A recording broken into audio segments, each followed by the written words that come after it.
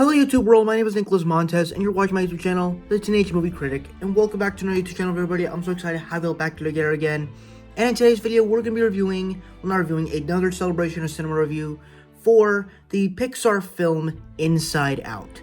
Now, if you guys don't know me, if you saw my Pixar tier list a couple days ago, you know that Inside Out is one of my personal favorite Pixar films. There's just so much to like about it, from the story, to the smartness of it, to the characters, to the likability of it.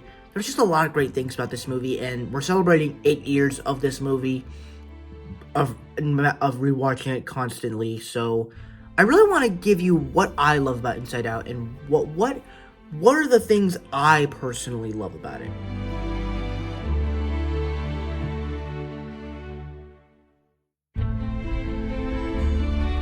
So with this story here, as I was rewatching it before doing this video, I was really exploring a lot of stuff. I'm like, this movie has a lot of storylines, but a lot of these, every single storyline in this movie is smart. So let's just kind of start right from the beginning, where the character Joy, played by Amy Poehler, puts this idea of, you ever look at someone and wonder what's going on inside your head? And I know Riley's head. And it really sets you in the motion as to what this movie's about, as it's all about the emotions inside our heads. And I think that's great. I think that is a great storyline.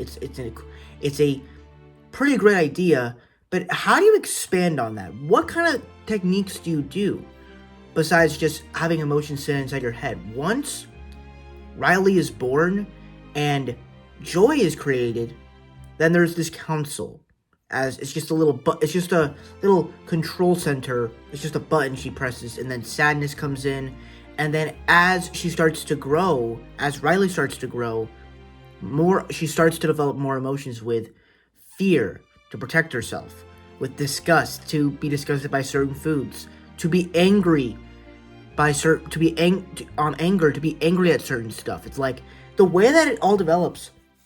What I love about this story mostly was the way they crafted the headquarters world, where every time they would shout out an emotion, it would create a new memory. And those memories would sit in headquarters all day until she goes to sleep, and they would go out into the memory core, wherever that place is. And it's powerful storytelling, that they created a world, and it's easy to understand, and it's so great. And then you also have to establish that when sadness, I don't know about other characters, but when sadness touches the memories, they turn sad. But another thing that's great is that the memories are represented by the emotion color. So yellow means joy, a joy memory. Red means an angry memory. Purple means a fearful memory. Green memory means sad, disgust memory. And then blue means sad. And so whenever it turns sad, it shouldn't be like that. But then they also establish core memories, where each one resembles a very important part of that person's life, and then sets up the islands of personality, which I thought was another smart idea. And as you go through the movie, it's like, once joy and sadness go out, you realize, and the core memories are out, you realize the power of personalities, they're not able to activate. So Riley can't act herself, and especially with fear, disgust, and anger there, the islands tend to go down. And it builds the commotion, like, what happens if all these islands go down? Riley is gonna be in big trouble here. She's gonna lose herself. And that's a really good story, even though it's all set in the mind. That's really cool stuff. But even when you get outside of outside of headquarters, there's a lot of cool stuff, whether it explores all these different memories, that you have you have all these workers coming in, choosing what memories, like all these memories of her life, of every single day of the year, of every moment in time of her life. They choose what moments she's gonna remember. Otherwise, they're going to the dump, and if she doesn't care about a memory, it fades. smart thing.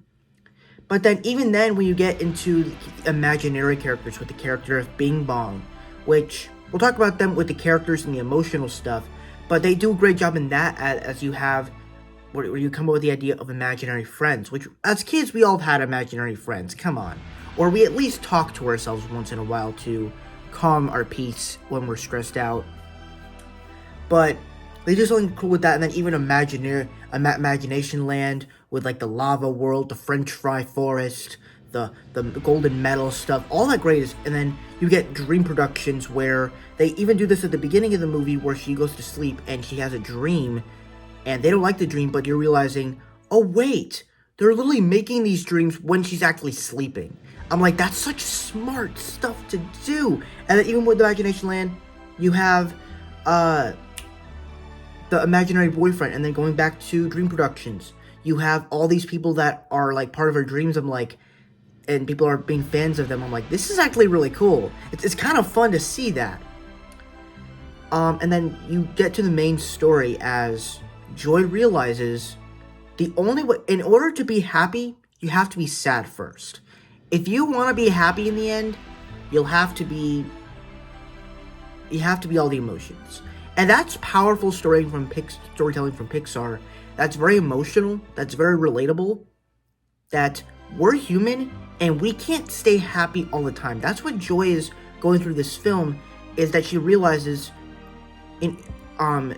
everyone came to help her because of sadness. Sadness is the reason. Sadness needs to do this, not me. Though she still is the leader of the group and she could still be happy, but she wants her to do well, but in order to be happy in the end, she has to be sad, angry, fearful, and disgusted first. And I think that's pretty great storytelling from Pixar. Now let's talk about some of the characters from the film.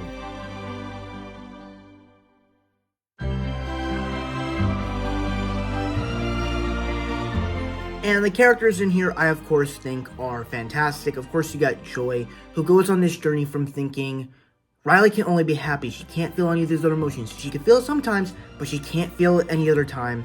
She needs to be happy always. But I love the journey that she goes on. But even all the other characters, I think they play their role to perfection. Especially with Sadness, when she realizes she's the one that needs to fix everything. And then Anger, I thought, was kind of used in a perfect way that led Riley to do things that she shouldn't be doing. And it's like, it's a smart idea, but what you're doing is wrong, and you know it, and we as the audience, we all know that's wrong. But then you get Disgust and Fear, and I would say they're kind of the back burner characters because I feel like they don't really have that much importance in the story. They're more used for like comedic relief. Not to say that comedic relief is bad, but you'd want to make certain characters the main character. So it seems that our main characters are, of course, Sadness and Joy, but it would have been fun to see Fear and Disgust do more in this sense, but I still love all the characters in here. Of course, you got the parents who actually have emotions too. I forgot to mention there that you start to realize everyone else has emotions inside their head. But you start to realize, and even with Joy's character, you start to realize, like, with the parents and dad, the dad is controlled by the anger emotion, and the mom is controlled by the sadness emotion. She's had her stuff, and it's smart, and then you get Sadness where she comforts Bing Bong, and she, like, comforts him a little bit. It's like, it's such emotional stuff that I never thought I would get in a Pixar film. And then, of course, you get Bing Bong, who is this imaginary character, which I love the way he's designed. He's half cotton candy, part cat, part elephant, part dolphin. I'm like, that's so smart in all these different ways. I just love all that stuff. And the character arc that he goes on throughout the whole film as imaginary friends can fade. That's pretty powerful stuff. So overall, I really loved all the characters in the film. They were all really funny, and they were all did well for what their purpose was.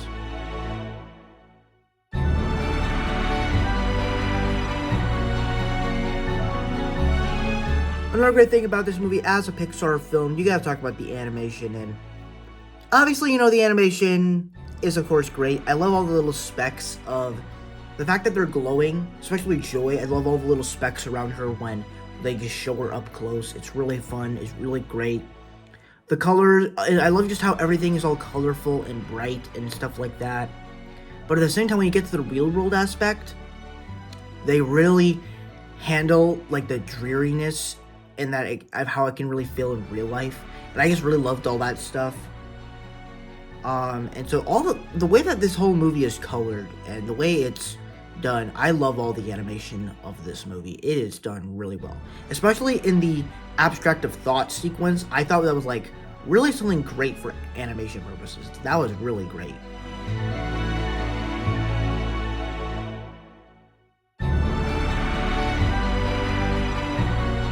I think another good thing about this movie is that this movie makes you feel every single emotion possible. Where you feel moments of joy, and I guess you could say moments of joy mean for laugh out loud moments, where there's a lot of funny moments in this movie. This movie does comedy really well. That's like one of the best parts about this movie. But I think another great part about it is it just has a great sense of humor. It has so many funny jokes, but at the same time, it's also a very emotional film. And the way that the story goes along, it almost makes you want to cry because it's so relatable. And you feel for the characters.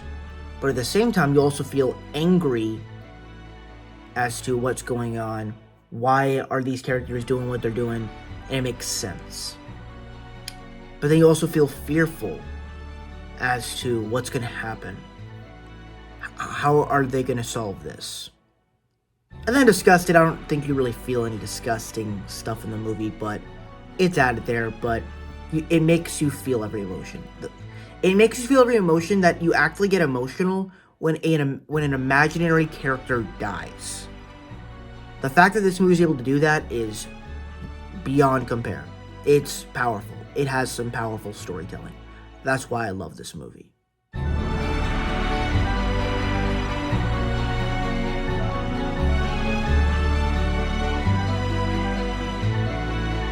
I think the last thing we can talk about here is Michael Giacchino's score in the film.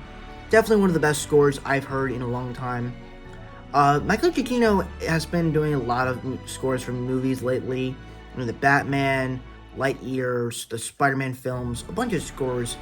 But when it comes to Inside Out, this score is probably the most iconic. Probably much like Up, Toy Story, Finding Nemo, Incredibles. This is another iconic score from Pixar, from a Pixar film. I think is fantastic. And so for me, boom,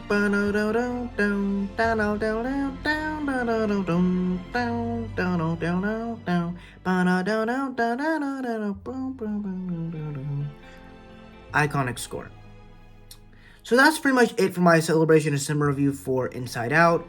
I love this movie. This is one of my personal favorite Pixar films. And for me, I probably need to rewatch more of the Pixar films because I really had a high opinion on this movie when I watched it again. Because I'm like, there's so many things I really enjoyed about it. I'm like, this is so great.